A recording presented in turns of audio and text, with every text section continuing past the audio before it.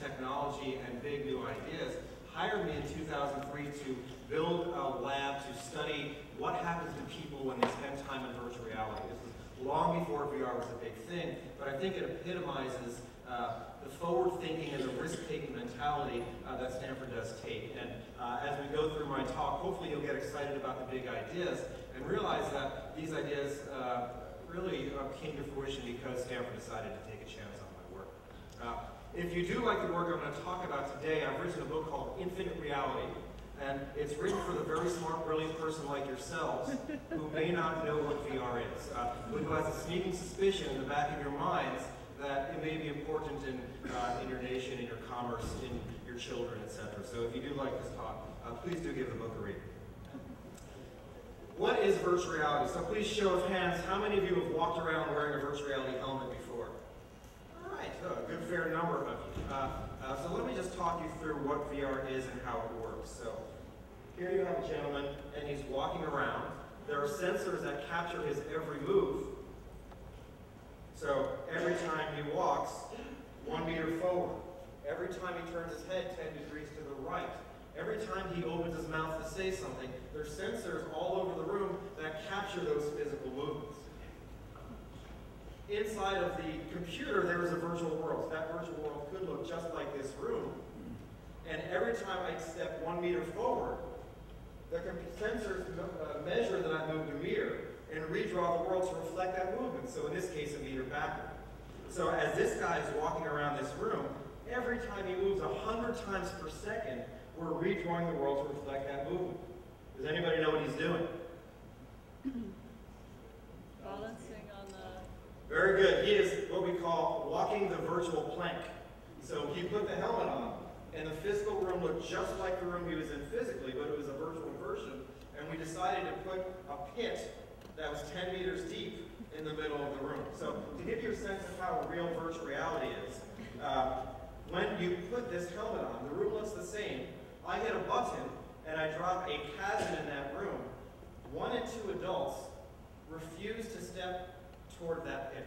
Meaning 1 and 2 adults, even though their frontal lobe, the rational side of their brain tells them there's no pit in this room, refuse to step within a meter of that hole. Okay? And it's a very, very powerful simulation. We call this presence, feeling like you are absorbed in a virtual world. And when adults come into my lab, they will not step over that pit. So it's a very powerful psychological experience. To give you a sense, Stanford decided to rebuild my lab last year. I will be not humble for a moment and say that we have the best virtual reality lab in the world. It will remain so for at least a few months before it becomes completely obsolete by technology moving quickly. But we have a lab that perhaps there's an opportunity for you guys to come and see it tomorrow if there's time, where it has virtual sight, virtual sound that's spatialized and moves around the room, and even virtual touch where the floor shakes. It combines the 3 senses and produces a psychological phenomenon that really makes you feel like you're there. To give you a sense of how fast the technology is moving, there are 2 video game platforms that are making it so everything that I study, which I'll get to in a moment, you don't need a lab for anymore. So on the top left is something called the Microsoft Kinect, which is a video game platform that just became the fastest selling consumer electronic product ever in the history of the United States.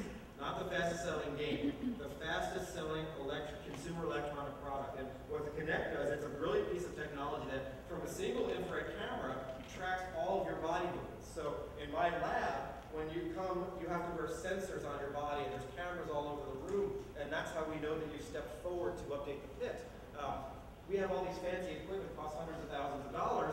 The Kinect costs $100 and does the same thing. On the bottom right, there's something called auto stereo.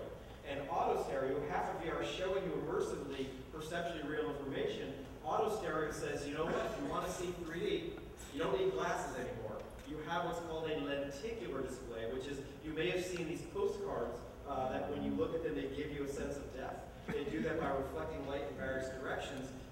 We now have something called the Nintendo 3DS, which is a video game on every school bus in the United States, which projects a hologram to the child playing the game without any glasses. So what we have in my lab to make the pit work is you walk around, we sense that movement, and we show you a virtual scene to the head-mounted